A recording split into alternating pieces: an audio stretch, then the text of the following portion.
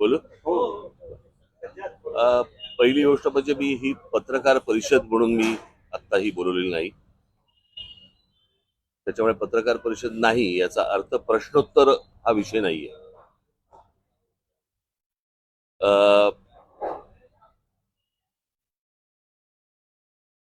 मला काही आपल्याला फक्त काही गोष्ट सांगायची आहे, तेवढी मी गोष्ट सांगणार आणि माझं म्हणणं मी संपवणार.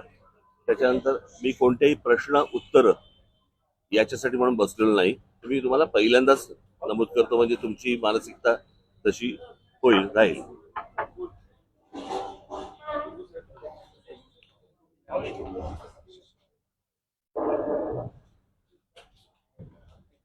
काय हा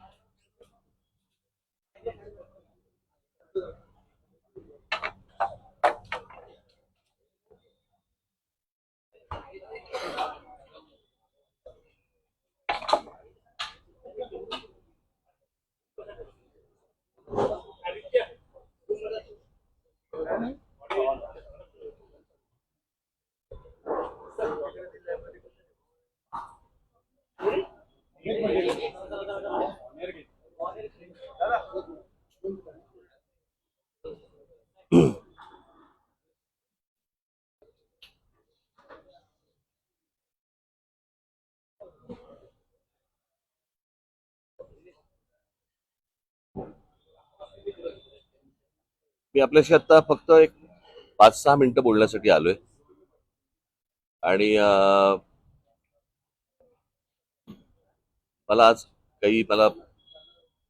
पत्रकारांचे मला फोन आले आणि त्याच्यावर त्यांनी मी याच्यावरती प्रतिक्रिया द्यावी म्हणून मला सांगण्यात आलं. त्याच्यामुळे मी एक 5 मिनिटं आपल्याशी हा विषय बोलणार आहे आणि संपणार आहे. खरं तर आता मला प्रेस घेणं किंवा आता काही बोलणं, कारण माझ्या मुलाखती झालेल्या आहेत, सभा झालेल्या आहेत, भाषण झालेली आहेत, त्याच्यामधनं अनेक गोष्टी मी बोललेलो आहे. परंतु काल आमची जिथे सभा झाली शिवतीर्थावरती, तिथेच काल देवेंद्र फडणवीस आणि एकनाथ शिंदे आणि बाकी सगळ्या मंडळींची एक सभा झाली. आणि त्याच्यामध्ये देवेंद्र फडणवीस असं म्हणाले की राज ठाकरे जे गौतम अडाणीबद्दल जे बोललेले आहेत, तर त्याच्यामध्ये मग त्यांनी टाटा, अंबानी आणि इतर सगळ्या उद्योगपतींचा पण विषय काढला आणि त्या उद्योगपतींचं देखील ग्रोथ झालेली आहे अशा प्रकारे त्यांनी गोष्ट सांगितली. मुळात मी माझ्या भाषणामध्ये पण मी ही गोष्ट सांगितली होती, हा विषय कुठच्या उद्योगपतीच्या विरोधातला किंवा उद्योग समूह किंवा उद्योग येऊ नये याच्या विरोधातला हा विषय नाहीये. विषय आहे की उद्या अंबानी असतील, टाटा असतील, इतर उद्योग समूह असतील, बिर्ला असतील, कोणी हिंदुजा असतील, अजून कोणी लोक असतील, त्यांना इथपर्यंत पोहोचायला साधारणपणे 50, 60, 100 वर्ष लागलेली आहेत. पण ह्यांच्याही पलीकडे एक माणूस जातो आणि तो 10 वर्षातच फक्त मोठा होतो. माझा विषय तिकडे आहे. म्हणजे उद्या तुमचं सिमेंट पासून, स्टील पासून, पोर्ट्स पासून, एअरपोर्ट्स पासून, विजेपासून या सगळ्या गोष्टींची मोनोपॉली ज्या वेळेला एका माणसाकडे यायला लागते, त्यावेळेला एखादा माणूस हा या देशाला वेठीस धरू शकतो. आणि त्याला सगळ्या गोष्टी पुरवणारं हे केंद्र सरकार ज्या वेळेला असतं आणि त्यांना ज्या वेळेला केंद्राकडनं ज्या वेळेला पूर्णपणे एक रेड कार्पेट असतं आणि कुठेही जा आणि काही करा, माझा आक्षेप इकडे आहे.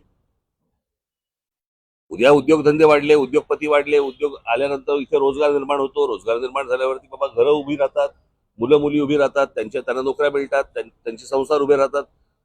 त्याच्यामुळे उद्योगाला विरोध आहे वगैरे हे असल्या मूर्खपणा माझा बोलण्यातनं नव्हता आणि नाही आणि येणारही नाही कधी.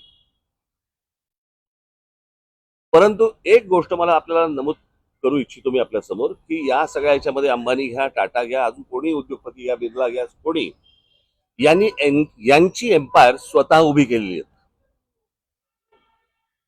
यांनी यांचे उद्योग स्वतः उभे केलेले आहेत. म्हणजे आज जर समजा तुम्ही विमानतळ ही एक जर समजा गोष्ट बघितली तर 7 का 8 विमानतळं आज गौतम अदानींना देण्यात आलेली आहेत केंद्र सरकारकडनं. आणि त्यातलं फक्त एक नवी मुंबईचं विमानतळ सोडलं तर एकही विमानतळ हे गौतम अदानीने बांधलेलं नाही. ही दुसऱ्यांनी बांधलेली, दुसरे चालवत असलेली किंवा केंद्र सरकारच्या हातात असलेली ही सगळी विमानतळं आहेत. त्याच्यामुळे एक विमानतळ सोडलं तर दुसरं कोणतंही विमानतळ हे गौतम अदानीने उभं केलेलं नाही.